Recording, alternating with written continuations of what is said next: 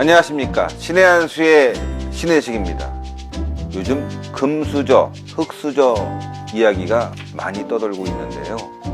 여러분들은 아마 그래도 나는 흙수저는 아니지만 금수저도 아닐 거야 라고 생각하는 분들도 있을 거고, 나는 금수저는 아니야, 또 나는 흙수저야 이렇게 생각하시는 분들도 있을 텐데, 많은 사람들이 흙수저라고 생각하는 분들도 꽤 있는 것 같습니다. 그만큼 우리 사회의 양극화가 심해진 것 같은데요. 이제 대선이 다가옵니다. 우리 사회의 하나의 이슈가 될 것 같은데요. 이 양극화 문제 정말 심각한 것 같은데, 오늘 윤칼세, 윤창중 칼럼 세상에 윤창중 대표님 모시고 이야기 나눠보겠습니다. 안녕하십니까? 안녕하십니까? 네. 양극화가 심해지다 보니까요, 그냥 다 자기가 흙수저, 예. 또는 나는 금수저는 아니야, 나는 그냥 스댄 수저, 쇠수저 이렇게 생각하는 사람들이 많은 것 같아요. 제가 이제 세상을 등지면서 네. 또는 내가 세상을 버리면서 그 3년여의 칩거와 은둔 생활을 하면서 네. 저로 하여금 새로운 그 눈을 뜨게 한 것이 있다면, 제가 그 하루아침에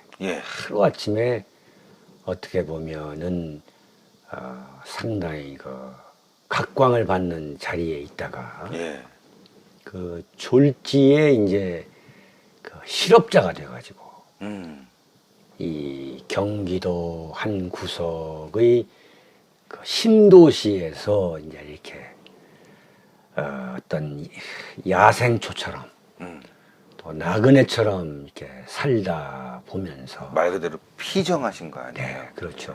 보면서 저로서는 밑바닥 삶을 살게 된 건데, 네.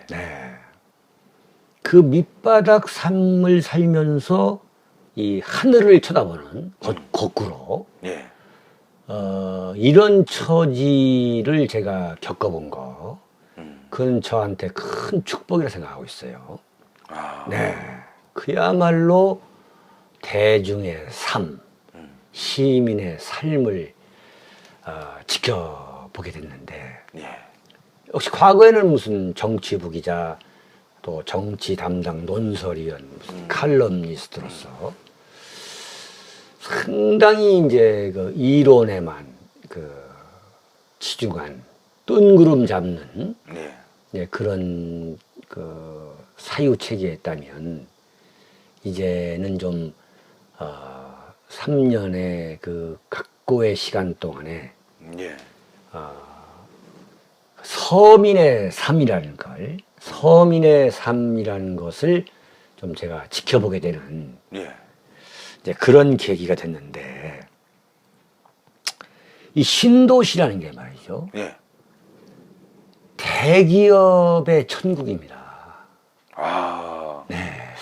저희는 보기에는 그냥 마트 하나 정도 대기업이라는 거 보이는데, 이게 3년 넘었죠. 3년 이제 4개월 전에 사건이 났을 때에 기자들 수백 명이 와가지고 저희 집 현관에 대고 이제 발길질하고 막 두드리고 발길질하고 그 앞에다 쓰레기 버리고 이럴 때 저도 들어와서 보니까요, 문 앞에 현관 있잖아요, 밑에 기자 새끼들이 발길질하고 찌그러져 있더라고. 이런 새끼들 진짜 기본 개념도 없는 사람들이에요. 여보세요, 욕하지 마세요. 욕이 나와요.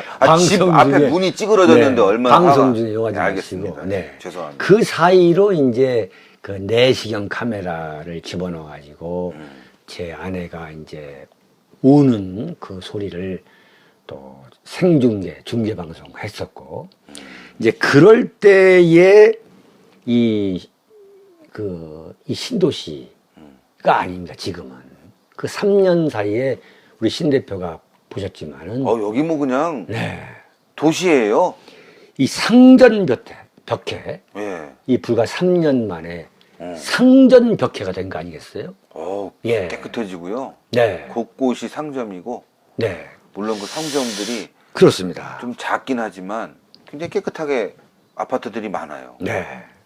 그래서 이제 운동화를 신고서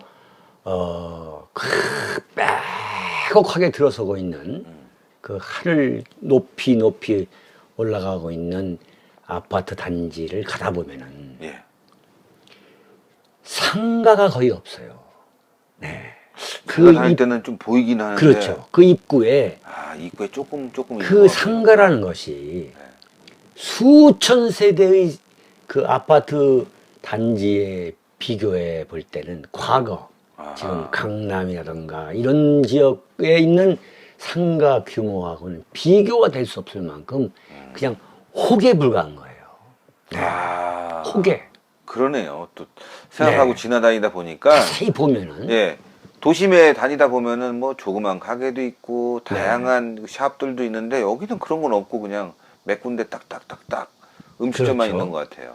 그게 이제 왜 그러냐면은 이 신도시에 살고 있는 시민들은 이 새벽에 일어나서 출근했다가 전 늦게 들어오면은 그 사람을 잘 모르는데 저처럼 실업자가 돼가지고 이제 여기에서 하루 종일 보내야 되는 사람 입장에서 볼 때는 이게 지금 대기업이 지은 아파트에서 대기업이 만든 자동차를 타고 대기업이 운영하고 있는 유명 마트에 가서 그 생필품을 사다가 그 대기업이 만든 텔레비전을 보면서 식사를 하고 이런 식으로 아침부터 저녁까지 이 대기업에서 시작해가지고 대기업 제품으로 끝이 나는 이런 대기업의 천지, 대기업의 천국. 그러다 보니까 신도시 하나가 뭐 3년, 4년, 5년 안에 거뜬히 세워지는. 자, 그러나, 과연 신도시를 그 조성하는 과정에서 예. 얼마만큼 일자리가 창출되느냐. 그리고 거기에서 나오는 그 이윤이 과연 어떻게 이 분배가 되느냐 하는 문제를 우리가 생각할 필요가 있는 거 아니겠어요? 또 네. 한편으로는 대기업이 참여해야 더 잘 만들고 시스템화 돼 있으니까 문제가 좀 덜하다라는 그렇죠. 얘기도 많아요. 그러기 때문에 대기업에 의존을 하고 일반 국민들 입장에서도 대기업이 만든 제품을 신뢰하게 되는 거 아니겠어요? 그렇죠. 그러나 대기업의 이 갖고 있는 그 자본의 그 엄청난 그 가공할 만한 그 잠식력, 그 잠식력 때문에 도저히 파고 들어갈 수가 없다 이거죠. 도저히 파고 들어갈 수가 없는 거예요. 그러네. 그걸 신도시에서 살다 보면 절감하게 되는 거예요. 그러니까 마트에서 다 사고. 그렇죠. 예. 예컨대 상가 아파트 단지에 붙어 있는 상가에서 하고 있는 영업하고 있는 직종이라는 것은 세탁소 또는 부동산 중개업소와 같이 대기업이 해보았자 이윤이 될 수 없는 거. 이런 것만을 지금 하고 있는 거예요. 그러네요. 제가 다니면서 네. 그 식당을 봐도 대기업 프랜차이즈들이 더 많은 것 같아요. 그렇죠. 바로 앞에 나가면 맥도날드 있고, 네네. 좀 가면 뭐뭐뭐뭐 치킨 있고, 네. 좀 뭐뭐 가면 뭐뭐뭐 해서는 빵집 있고. 그렇습니다. 그러고 보니까 그리고 편의점 있고. 네. 대기업이 운영하고 있는 그 같은 업종은 계속 유지가 되고 있는데 개인이 소위 말해 자영업을 시작한 그 업소는 한 달 내지 2달 사이에 영업이 안 되면 무자비하게 그 인테리어 그 공사업자들이 와가지고 철거를 해버리고 다른 업종을 위한 인테리어로 바꿔버리는 그런 처참한 장면을 볼 때 상당히 마음의 상처를 입게 되는 거죠. 특히 나 같은 이제 실업자 처지에서 내가 만약에 저런 걸 하게 되면은 저렇게 하루아침에 참 소위 말해서 다 말아먹게 되는, 예? 그래가지고 더 그냥 어려워지는 그러지 말라는 보장이 과연 무엇이 있겠느냐. 이러한 이제 침통한 생각을 하게 되면서 역시 이제 정치적인 안목으로 이 소위 말하는 이 신도시에서 벌어지고 있는 그 대기업 자본의 그 무자비함, 또 그 시장의 위력에 대해서 한번 생각을 해보게 되는 거예요. 그러니까 밑바닥 삶 속에서 한번 그것을 관조해본다 할까? 그러면서 왜, 무슨 이유 때문에 더불어민주당이 지난번 총선에서 수도권 전역을 다 휩쓸었느냐. 그 이유가 있을 거 아니에요. 그러네요. 요즘 금수저, 흑수저 문제가 네. 그냥 어떤 뭐 사회적 약자 또 뭔가의 그 부의 불편한 이제 균등 이런 거로 많이 알고 있는데 구조적인 부분도 네. 거기에 있다는 점. 그렇죠. 제가 봐도 그런 게 있는 게 마트가 세워져요. 네. 그럼 일자리가 생기지 않습니까? 네, 네. 근데 대부분 아주 조그만 돈을 받고 일하는 분들이에요. 그렇죠. 또 편의점이 곳곳에 있어요. 네. 가갖고 일하는데 정말 편의점은 엄청나게 짜게 주거든요. 그렇죠. 또 자기가 잘못 계산하면 자기가 책임져야 되고 네. 또 여기 프랜차이저 있는 데서 알바하는 학생들 다른 데보다 훨씬 적게 받고 일하는 거거든요. 또 그러니까 이게 사회적 흑수저들을 네. 대기업이 알바나 고용인들을 세우긴 하지만 다 흑수저가 돼버리는 거예요. 하루 순식간에. 제가 이제 이어 관한 그 칼럼을 목요일자에 올렸더니 예. 끝까지 읽어보시지 않으신 분들 중에 제가 3년 동안 은둔하더니 무슨 좌파로 전향한 것처럼. 저도 그 얘기 많이 들었어요. 네네, 그렇게 말씀하시던데 좀 끝까지 읽어봐 주시고 그런 말씀을 하시는 거고 하셔야 되고, 제가 오늘 이 자리에서 말씀드리는 이유는 뭐냐면, 저는 분명히 말씀드립니다만 3년간의 제 그 시련기 속에서 저는 그 자유민주주의와 시장 경제에 대한 저의 그 신뢰가 네.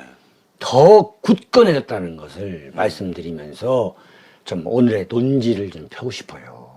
그러네요. 제가 그렇다고 해서 제가 지금 자본주의와 시장 경제 원칙을 깨부숴야 한다, 또는 무슨 대기업에 대한 뭐 이 적개심이나 반감을 좀 얘기하자는 게 아니라, 이 자유민주주의와 시장 경제가 갖고 있는 것이 가만히 뒀을 경우에 결코 이것이 발전을 하지 않는다는 거예요. 내가 볼 때는 이것을 적절하게 이 청소를 해줘야만, 개혁을 해줘야만 더 발전할 수 있다.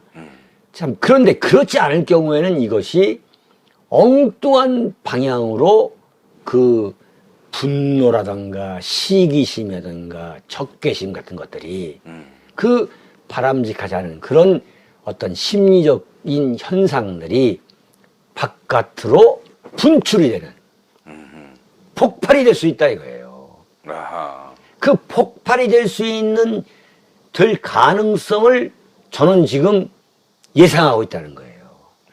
그게 언제냐? 그게 언제냐?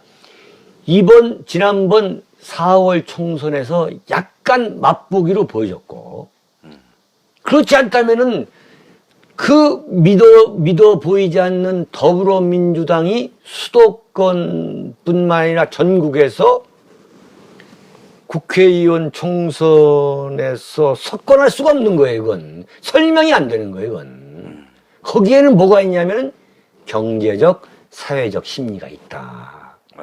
그 밑바탕이 깔려 있고 깔려 있는 네. 그 저류에는 왜 그 사람들이 왜 국민들이 도저히 신뢰가 가지 않는 더불어민주당을 지지하게 이르렀느냐. 그건 뭐냐 이건. 그것은 역시 지금 말씀하신 새누리당이 금수저나 대기업, 재벌을 일방적으로 옹호한 듯한 인상을 굳혔기 때문에 그런 것 같아요. 거기에 대한 반작용으로 더불어민주당을 찍지 않았느냐. 저도 그런 게요. 네. 칼럼 읽으면서 참 좋은 얘기다라고 생각하는데 네. 한편에서는 야, 이거 기업 입장에서 보면 조금 불편하지 않을까? 네, 네. 그렇기 때문에 좀 이거 비판받겠는데 네. 근데 아니나 다를까 비판이 있단 말이죠. 근데 그렇죠. 보수들이 네. 그냥 대기업이나 옹호하고 그렇죠. 그렇죠. 그것에 대해서 뭐 뭔가 바라는 듯한 거기 뭐 떨어지는 대기업에 떨어지는 거 받고 사는 뭐 사람들처럼 네. 보이는 게 어떻게 보면 밖에서 보는 보수에 대한 시선이거든요. 네. 사실은 그렇지 않은 분들도 많거든요. 그렇죠. 그렇기 때문에 보수 우파가 그렇게 비춰지기 때문에 매력적으로 보이지 않는 거예요. 네, 진취적으로 보이지 않고. 보수주의자라는 것이 뭐 재벌이나 기업을 일방적으로 무조건 맹목적으로 지지하는 세력이 아니거든요. 근데 지금 그렇게 네. 돼 있어요. 그건 잘못된 거죠. 그것도 일부 기업 관련 네. 시민단체 또 그걸 통해서 또 지원을 받는 단체들은 아주 맹목적으로 그걸 응원하다 보니까 네. 뭐 기업 조금만 비판하면 넌 좌파다 빨갱이다 막 이러다 보니까 이쪽 바닥에서는 기업을 비판한다는 게 상당히 좀 아주 좀 뭔가 좀 두렵고 좀 불편한 마음이 없지 않아 있는 거죠. 예, 그런데 좌파가 대기업이나 뭐 재벌이나 기업을 일방적으로 매도하고 아주 참 악의적으로 꼬투리를 잡는 거와는 다르다는 거예요. 지금 우리가 논하는 것은 뭐냐면 우리가 지금 채택하고 있는 이 자유민주주의와 시장경제를 더 발전시키기 위해서 지금 대한민국 사회가 그 깊은 저류, 예. 그 저류 속에서 흐르고 있는 그 민심의 도도한 흐름, 그 도도하게 흐르고 있는 그 민심의 흐름을 이 보수 우파 세력이 간파해야 한다는 거예요. 네? 그 간파하지 못하고 대기업이나 옹호하고 있으면은 이번 대선은 필패합니다. 저는 바로 거기에 대한 어떤 견제 심리, 그 대기업의 어마어마한 엄청난 그 잠식력 있지 않습니까? 오버 스트레칭, 무한정하게 팽창해가는 그런 것에 대한 적절한 견제나 개혁이 이루어지지 않다면 이 박근혜 정권에서 이번 대선에서는 의외로 정말 이런 말은 피하고 싶지만 오히려 제가 이런 말을 언급하는 이유는 이것을 표면화 시켜가지고 그래야만 문제를 해결할 수 있다 이거예요. 이른바 금수저 세력과 흑수저 세력 간의 전쟁이 될 수 있다. 이렇게 되면 큰일 난다 이거 제가 볼 때는. 그렇죠. 노무현 대통령이 대통령 된 이유가 뭡니까? 네? 맞아요. 사회 간의 갈등, 그렇죠. 계층 간 갈등, 네. 세대 간 갈등. 거기에다 불을 지르는 거 아니에요. 네. 소위 말하는 세대 간 갈등, 젊은이와 나이 드신 분들의 갈등, 그 다음에 약자와 강자의 갈등, 또 권력을 누리는 사람과 그렇지 못한 서민과의 갈등, 사회를 완전히 조각조각 내면서 특히 반미 좀 하면 어떠냐. 맞아요. 이래가지고 이 효순 미선 그 사건을 정치적으로 악용한 거죠. 예? 그래가지고 우리 대한민국 국민이 미국에 대해서 갖고 있는 강대국에 대해서 갖고 있는 그 일종의 그 견제 심리, 그 부정적인 심리에 불을 질러 가지고 좌파를 단결시키고 중도 세력을 끌어감으로써 대선의 승리한 아닙니까? 그러니까요. 그래서 이러한 시도가 나는 일어날 수 있다 본다 이거예요. 이른바 흑수저라고 생각하는 사람들의 그 마음속에서 그 심리적으로 갖고 있는 그 대기업에 대한 어떤 저항감이랄까, 견제 심리랄까, 있는 자에 대한 반감이랄까, 네. 여기에다 불을 지를 수 있다. 이번 네. 총선에서도요, 새누리당과 정부가 잘못한 게 담배값 인상. 이것 때문에 오히려 이 지지층에서 굉장히 반발이 일어나서 노인들 참 어렵게 담배 사 피시는 분들이 아니 이것들이 말이야 이 담배값 올렸다고 해서 표가 안 나왔어요. 네. 그렇게 자본주의에 대해서 시장 경제에 대해서 섣불리 알고 있는 새누리당 정권이 야 무슨 소리야? 대기업이 나서야 뭐 그 이익이 아래까지 이윤이 내려가 가지고 이른바 그 낙수 효과 네. 뭐 이런 이야기를 아직도 하고 있는데 신도시 이 건설 과정을 보면은 낙수 효과 소위 말하는 트리클 다운 이펙트라는 것은 이미 완전히 사라진 이론이라는 것을 절실히 느낀 거죠. 그냥 대기업이 돌아와가지고 이윤을 그냥 창출해서 가는 거예요, 그냥. 가지고 가고 네. 거기서 또 저렴한 노동력 써다가 편의점, 네. 뭐 체인점, 대형 마트 쓰고 있는 거 아니에요. 그 이윤이 돌아가는 게 아니에요. 그렇죠. 지금 여기 신도시에도 지금 대기업이 그 운영하고 있는 이 대형 마트가 지금 몇 개나 있습니다, 지금. 뭐 자영업을 통해 가지고 예컨대 식품점을 한다던가 무슨 이런 것은 상상할 수 없는 거예요. 이건 아예 발상에서 지어져 버릴 정도로 지금 대기업의 진출이 막강한 건데 바로 그런 이제 흑수저와 금수저의 대결을 벌일 수 있는 지금 그 토양이 지금 형성되고 있다고 나는 보는 거예요. 야, 그 야권도 마찬가지인 것 같아요. 네. 야권도 뭐 을지로위원회 만들어 갖고 있다가 흐지부지 돼버리고 대기업이 자꾸 로비하니까. 그렇죠. 그렇죠. 여권은 또 뭐 좀 하려고 규제 개혁에 대해서 뭐 대기업이 풀라 하니까 네. 풀긴 하면서도 규제하는 척하면서 또 뒤로 빠지고. 네. 여야가요 대기업에 어떻게 보면 다 종속돼서 받고 야 뭐 제야 세력들 있지 않습니까? 네. 이런 사람들도 대기업에서 엄청난 후원 받고 말로는 대기업 공격하는 척 하면서 뒤로 빠지고 박원순도 대기업에 엄청나게 후원 받았잖아요. 저는 화가 나는 게 또 뭐냐면요. 네. 네. 그동안 우리가 믿었던 뭐 조중동 하면 중앙일보는 상당히 보수적이야. JTBC 한번 보세요. 그게 보수입니까? 대기업의 엄청난 자본을 가지고 뉴스에서 좌파의 어떤 그 가치를 마구 퍼뜨리고 있지 않습니까? 그 회사가 하는 일이 뭐예요? 편의점 아닙니까? 편의점 알바 대학생들 다니는 얘기 한번 들어보셨죠? 이야, 비참합니다. 그거 얼마 받으려고 말이죠? 밤에 나가서 낑낑 싸매고 일하다가 누가 도둑질해서 없어지면 그거 메꿔줘야 되고 이거 말이죠. 이런 식으로 운영을 하는 기업이, 짠돌이 기업이 방송에서는 말이야 손석희 앞세워 갖고 마치 무슨 우리 사회를 개혁할 것 양 떠드는데 야 저희가 얘기하는 게 정말 건전한 어떻게 보면 이 우리 시장주의 자유주의 전파 아니겠습니까? 그래서 이제 이야기를 이제 보다 본질적으로 하다 보면은 예. 해본다면은 총선에서 더불어민주당이 새누리당을 왜 이겼느냐 그 중요한 이 포인트 중 하나가 저는 경제민주화를 내세운 김종인 씨. 김종인 씨가 비상대책위원장을 맡으면서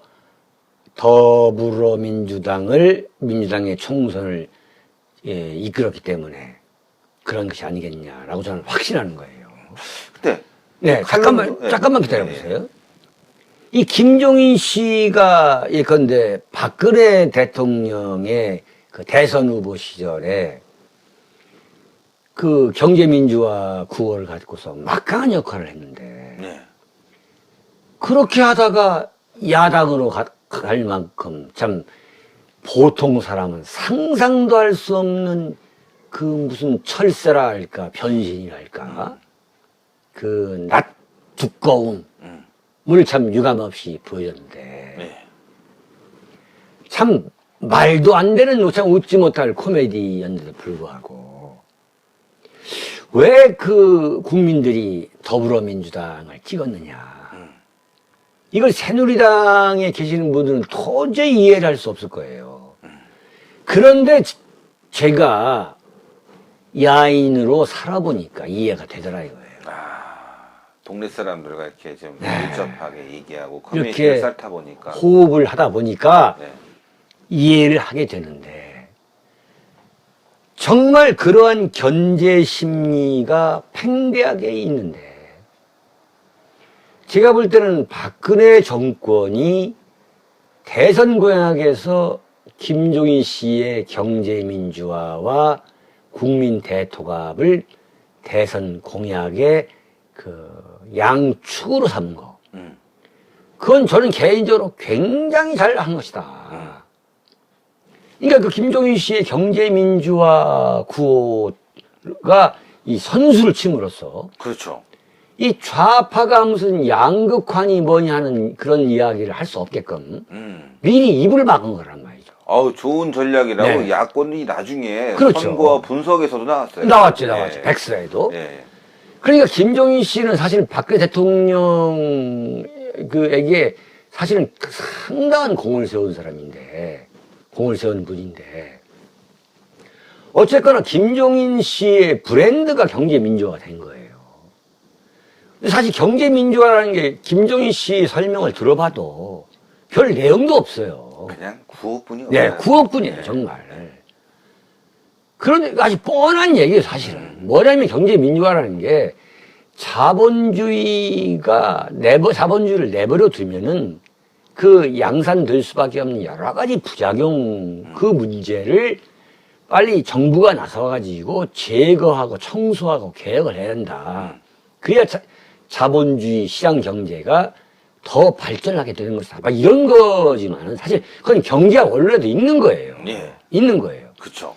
그런데 그 경제 민주화와 이 소위 말하는 국민 대통합, 이 두 가지가 사실은 용도폐기 된 거. 나는 박근혜 정권이 지금 지난 그 3년 한 6, 7개월 동안에 이 두 가지에만 천착했다 하더라도 지금 좀 상당한 성과를 이뤘고, 우선 대한민국 국민이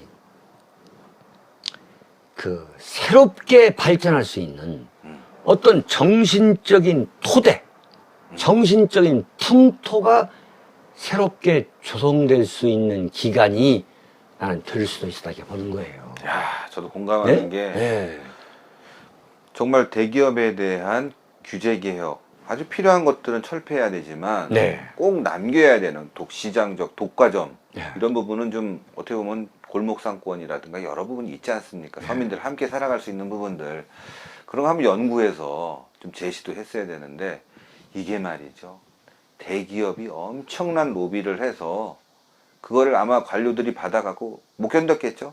없어진 거 아니겠습니까? 그러다 보니 이 대기업의 로비력이 막강하다는 거, 네. 또 거기에 나팔 불고 있는 지식인들이 많다는 거, 많죠. 예, 그걸 저도 좀 굉장히 뼈저리게 느낍니다.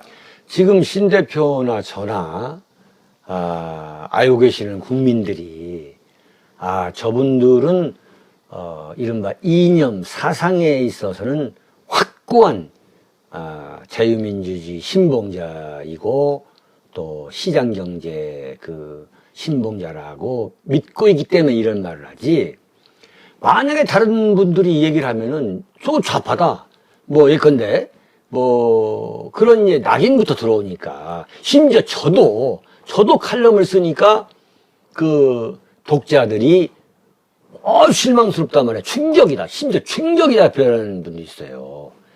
그런 분들은 이제 뭐냐면 어떤 너무나 그 깨지 않는 고정관념을 갖고 있거나 아니면 남이 쓴 글이나 말을 좀 정성스럽게 읽거나 보지 않는 분들이 그런 섣부른 결론을 내린 건데, 저나 신 대표나 분명한 것은 무슨 좌파도 아니고 그렇지 않습니까? 그럼요. 그러면 이제 다시 이야기를 이제 하다 보면 뭐냐면은, 이걸 이대로 방치를 할 경우에 어떻게 되느냐 이거예요.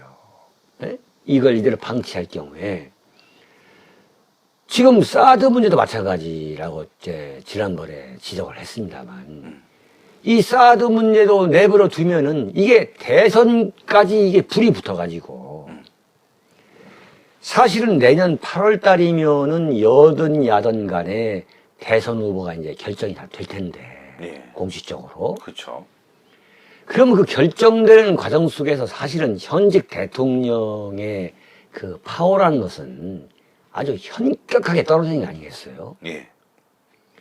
이제 완전히 대선 후보들의 세상이 되는 것은 사실인 거죠. 그렇죠. 네? 권력 무상인 거예요. 그걸 막을 수가 없어요. 네. 네? 그런데 여기에 대한 이 권력이 뭐 앞으로 뭐 영원할 걸로서 생각해가지고 사드 문제도 빨리 결정을 내리지 못하고 지금 이런 그 경제 문제, 대기업 문제를 포함해가지고 국민들이 피부로 절감하고 있는 그 금수저와 흑수저의 문제. 이러한 아주 자유민주주의와 시장경제가 갖고 있는 그 모순점, 그 불합리한 부분에 대해서 과감한 개혁, 네? 결단력 있는 그 개혁 청사지를 내놓지 못한다면 대선에서 무슨 수로 국민을 어떻게 설득할 거냐. 그런 것 같아요. 진짜로. 아니 사드 배치도 보면은 지금 뭐 완전히 지금 왔다 갔다 우왕좌왕하고 있는 거 아니에요 지금. 그 새누리당 뭐 TK 의원들 말이죠. 거기서 지금 하고 있는 행태를 보세요 지금. 네? 진짜 예전에는 보수 의원인 줄 알았는데 라디오 듣다가 이 사람이 좌파 아닌가 이럴 정도로. 이건 뭐 좌파니 종북이니 욕할 수가 없는 거예요 이게. 예? 그게 좌파고 그게 종북이죠 이게. 이게 어떻게 그럴 수가 있어요? 아 정말. 그 국회의원들뿐만 아니라 예? 그 새누리당의 전반적인 분위기라든가 또 정권의 임하는 자세를 보면은 이 걱정하지 않을 수 없다는 거예요. 마찬가지로 지금 경제도 지금 뭐 모든 통계 숫자를 봐도 너무나 참 어려운 상황에 참 놓여 있는데 여기에 매달리는 모습을 보여줘야지. 그렇죠. 이제는 경제도 네. 좀 보살펴야 될 텐데. 아니 일찍부터 보살펴야 되는데 네. 이게 지금 허구한 날 지금 이 하는 이야기를 보면은 근본적인 처방이 아니라 아주 미세한 부분 갖고 말이죠. 그 뭐 뉴스거리도 안 되는 이제 그런 이제 참 일종의 그 무능력이랄까 이제 이런 걸 보게 되면서 걱정을 하게 되는 거예요. 제가 오늘 이제 말씀드리는 것은 그 민심의 그 저류 속에서 도도하게 흐르고 있는 그 흐름을 보수 우파 국민에서부터 보수 우파 이념을 신봉하는 국민에서부터 그 보수 우파 정권에 참여하고 있는 그 권력가들 그에 이르기까지 맞습니다. 여기에 대해서 대책을 내는다 대책을. 말 그대로 좌파들 얘기하잖아요. 온돌빵 얘기하면서 국물 떼면 윗목까지 좀 따뜻해져야 되는데 밑에만 절절절절 끓어서 대기업만 정말 아주 덥다 못해 익어버린다. 낙수 효과는 없다. 이거를 좀 정부가 잘 봐갖고 얼마만큼의 대기업이 돈도 많이 벌었지 않습니까? 이거를 낙수 효과를 줄 것인지 거기에 따라서 규제 개혁에 대한 이야기들이 나와야 될 텐데 지금 어떻게 보면 국민들은 대기업은 돈을 많이 벌었는데 우리들한테는 돌아오는 게 별로 없지 않냐. 규제 개혁 철폐 열심히 얘기해서 규제 개혁했는데 정작 우리 피부로 돌아오는 건 없지 않느냐. 이런 얘기들이 많거든요. 이걸 한번 꼼꼼히 따져볼 필요가 있을 텐데 그러지 못하고 있는 게 너무 저는 아쉽고 때문에 많은 사람들이 본의 아니게 자기가 흑수저라는 생각을 하게 되고 최근에 사건이 하나 터졌지 않습니까? 그렇죠. 대기업 3세들 말이죠. 운전기사한테 갑질하고 말이죠. 아니 백미러를 접고 운전해라. 매뉴얼을 몇십 장씩 만들어서 외우고 때리고 이게 대림산업 또 현대 일가 3세가 또 그랬죠. 이게 얼마나 국민의 마음을 후벼 팠습니까? 최근에 또 옥시 사태 터졌죠. 뭐 자동차 뭐 현대 잘 만들긴 하지만 또 뭐 급발진 사고 터지면 뭐 그건 소비자 책임이다 이렇게 나오다 보니까 야, 대기업에 대한 일정 부분에 뭔가 우리가 제어할 수 있는 사회적 안전판을 다시 한번 우리 보수가 만들어야지 좌파가 하라고 자꾸 해서 기어이 억지로 하다 보니까 어떻게 보면 보수는 아예 너네들은 돈과 대기업 편 이렇게 그냥 매도가 돼버렸어요. 그렇죠. 이런 경제 대개혁을 바로 보수 우파의 손에 의해서 해야 한다 이거죠. 제가 볼 때는. 그렇죠. 네? 자, 그런데 지금 이제 헬조선이라고 해가지고 네. 여기에 대한 비판적인 시각이 있지만은 저는 이 헬조선이라는 이야기가 왜 나왔느냐를 보면은 네. 이 인간의 심리 속에는 그 재산, 외모 네. 또는 재능, 이 재산, 외모, 재능 이 세 가지가 아무리 노력을 해도 안 되는다고 느끼는 이 결핍, 이 결핍의 대상이 된다는 거예요. 네? 내가 아무리 노력해도 재벌 2세나 3세를 따라갈 수가 없는 거예요. 뭐 그건 현실적으로 그렇죠. 네. 보면. 또 내가 아무리 노력을 하고 아무리 성형외과에 가서 고쳐도 내가 갖고 있는 외모가 타고난 미모의 어떤 사람들을 따라갈 수 없는 거예요. 또 그렇죠. 네. 네. 또 내가 무슨 미술을 한다, 뭐 한다 할 때 아무리 노력을 해도 무슨 성악가가 될 수 없다든가 이런 사람이 있을 수가 있다는 말이죠. 그렇죠. 타고난 탤런트가 있어요. 네. 이처럼 그 재산과 외모와 재능이라는 것이 도저히 아무리 노력을 해도 따라갈 수 없다. 이런 결핍의 대상이라는 건데, 제가 볼 때 헬조선 현상이 왜 나왔냐면, 소위 말하는 이 재산, 이 대한민국 국민 모두가 돈을 벌어야 된다. 잘 살아야 된다.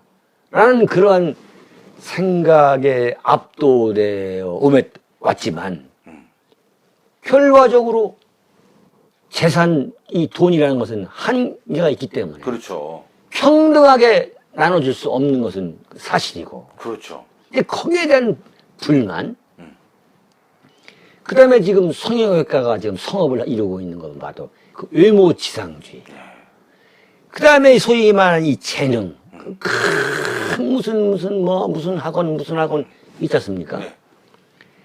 이제 이것을 그 재산과 외모와 재능을 놓고 벌이는 그 만인에 대한 만인의 그 경쟁, 그 증오, 불만, 시기심, 이것으로 좀 가득 차 있는 사회가 지금 대한민국 아니냐. 그걸 좌파들이 계속 이용하고 있잖아요. 또 부추기고, 예. 네. 악랄하게 불태우고 있어요. 불태우고. 예. 이것을 막연하게 이것은 과장된 거다라고 하지 말고, 바로 그 보수 우파가 이 분출구를 말해야 된다. 그렇죠. 불은 네. 좌파들이 태웠지만 네. 욕은 보수가 다 먹어요. 다 먹고 있는 거지, 지금. 네. 포탈 보세요. 좌파가 하는 네이버 다음. 한번 시청자 여러분 다음에 들어가서 저 연애 쪽 한번 보세요. 무슨 미모 얘기, 거기 연예인들 하나 나오면 뭐 미모가 출중해졌다. 뭐 미모가 어떻다. 외모에 대한 이야기로 가득 채워놨습니다. 그렇지 않습니까? 네. 이런 거 다 좌파들이 어떻게 보면 굉장히 은연중에 조장했는데 욕은 보수들이 다 먹어요. 저거 돈 많은 놈들이 다 한 거야. 저거 보니까 보수단체 또 지랄하네. 저놈들이 네. 다 재벌 편이잖아. 네. 욕 다 먹고 있어요. 지금 그러고 있죠. 예. 그래서 이제 뭐냐면은, 이번 대선이 제가 볼 때는 다 대한민국의 선거라는 건 다 중요했지만, 이번 대선이야말로 대한민국 현대사에서 아마 가장 중대한 선거, 대한민국의 운명을 판가름할 수 있는 분수령이 된다 저는 보는 거죠.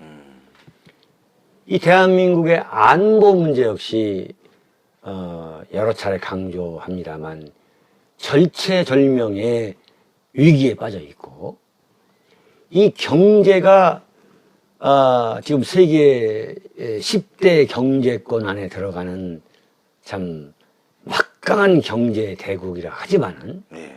그 안을 그 깊은 저류 속으로 들어가 보면은 참 암담한 부분이 산재해 있고 또한 그 젊은 세대들의 그 도전 의식,